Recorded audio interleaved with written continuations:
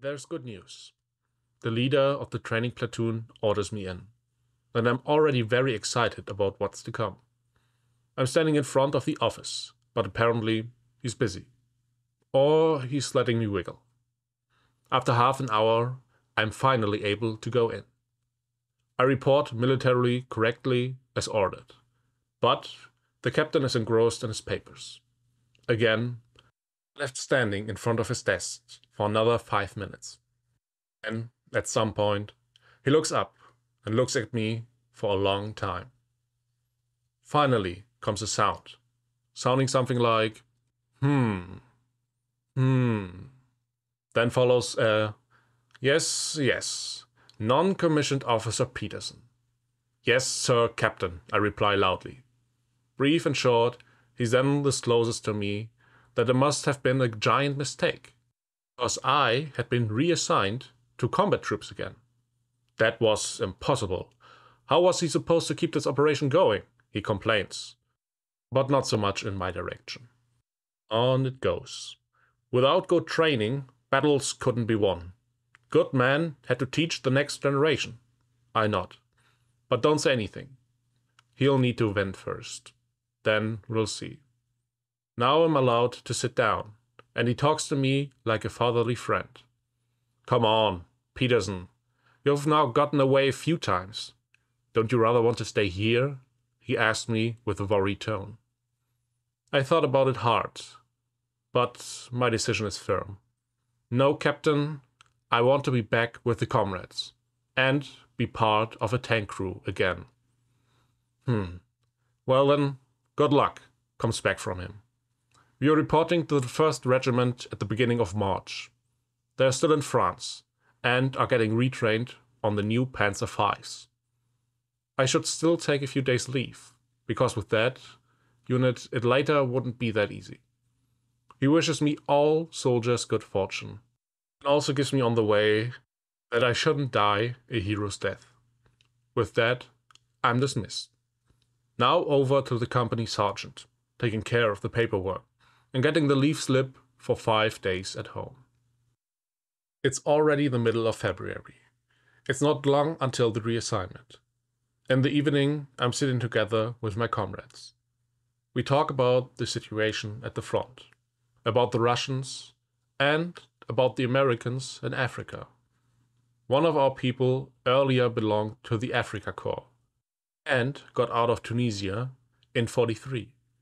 He tells a lot about the war in the desert, since almost all of us had fought in the West or the East. Of course, important were fuel and ammunition, but even more so, water. One could fight a great distance, since no berms or patches of woods offered the enemy cover. British planes were finding one an easy target in the desert, as soon as they spotted clouds of dust. But if you then drove in circles, and the dust was getting really strong, they couldn't see you any longer. He also tells that Rommel's soldiers had taken away so much material and vehicles from the British that one sometimes couldn't recognize whether it was German troops which one had beside him. Also, the British always fought valiantly. He was impressed by the 88mm gun being deployed in ground combat against tanks.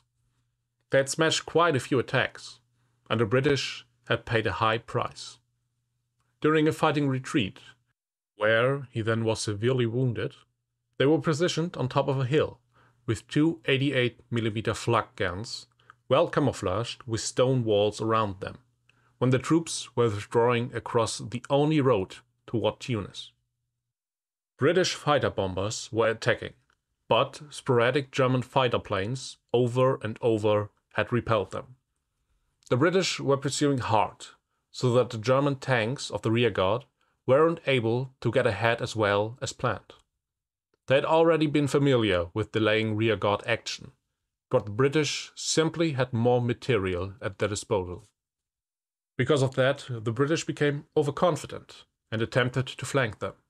But then the 88mm opened fire, and at a huge distance, one tank after another was shot inoperable for battle, or exploded under a direct hit.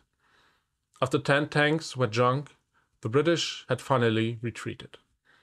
The artillery pieces were then supposed to be relocated further back, and were still in the process of being hitched, when enemy bombers came and dropped all they had onto the hill. Our comrade here was nearby. Then it also had hit me. From the shockwave, I was thrown against a big rock and broke both my legs. I also received a few big pieces of shrapnel in my back. They were no longer able to continue with the tanks, and therefore those had to be blown up. The 88s were bombed to pieces. A majority of the brave crews had fallen. The wounded were transported off on the remaining vehicles. That way, he still made it out and was flown out with the Junkers 52. Whether he didn't want to return to the troops, too, then I asked him. He replies that he was fine with anything. During the next few days, we are busy with training and have our hands full. In the meantime, I've also come to appreciate my comrades here. We spend quite a few nice evenings together. The comrades already know that I'll go away again. Therefore, just before my leave, there's a celebration within the circle of non-commissioned officers. We are having a lot of liquid treats and a good meal, during which there's no lack of fun. A few days later, I'm driving to Hamburg again. Even if Gudrun isn't showing it, I can still sense that she's not happy with my decision. But she pushes it aside. Together with Mareike, we drive for a few days to the Baltic Sea. One of Gudrun's uncles has a small cottage near Fehmarn, where we can visit for a few days. It's a beautiful time, even though there's no bathing weather yet.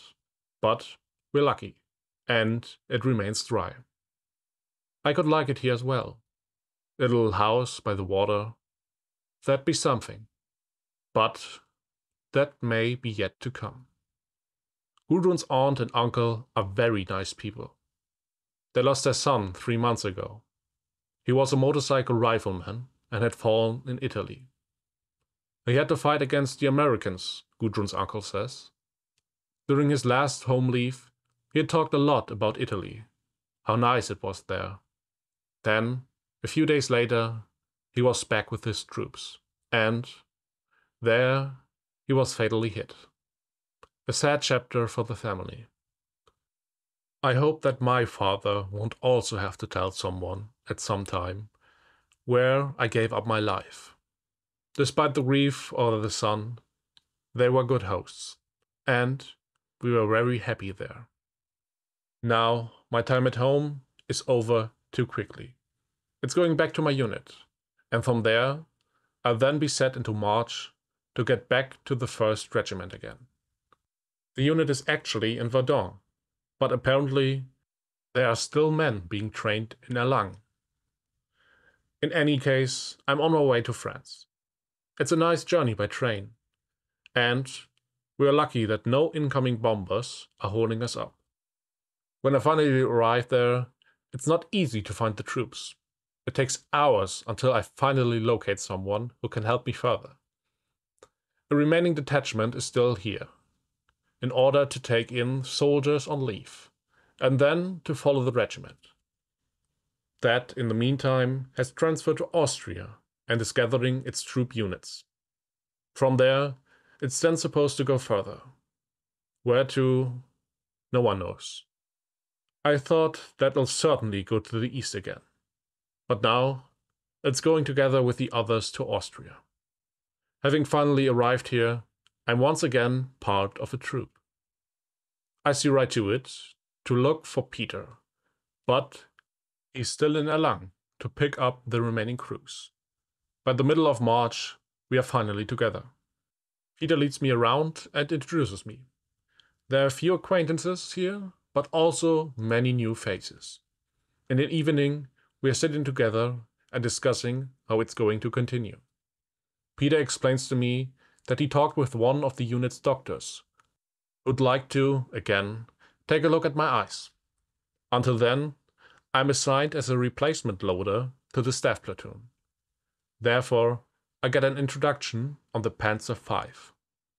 I'd like to put it this way. The job of the loader is, if one sat next to one for years and has helped each other out, not quite so difficult. Of course, the turret of the Panzer V is different, as is the ammunition, the loading system, and the order. But in the end, it's all pretty similar. The speed then comes with practice. The Panzer V, however, is really a miracle creation of technology. There, someone listened to what the tank man really wanted. Peter's proud of his tank, even if he hasn't been in combat with the precious piece. But if we were to begin, it'd probably work. We still have a few days there. Then comes what has to come. We receive orders to relocate to Budapest. We now belong to the Panzer Lehr Division. And with that comes that we are now to support the Hungarian armed forces. So, it's first of all going to be our task only to support and not fight. Everything is loaded up. By rail transports, it's going to Hungary. I got along well with the comrades. The old sergeants and master sergeants here respect the experienced fighters of the Eastern Front. And it seems to be a sworn-in combat community. I'm excited about what's waiting for us there, and whether I, as a reserve, won't have anything more to do for now. But I tell myself that I've taken the first step, and it now has come within reach to once again sit inside a tank. I'm again where I want to be. I'm amongst my comrades again.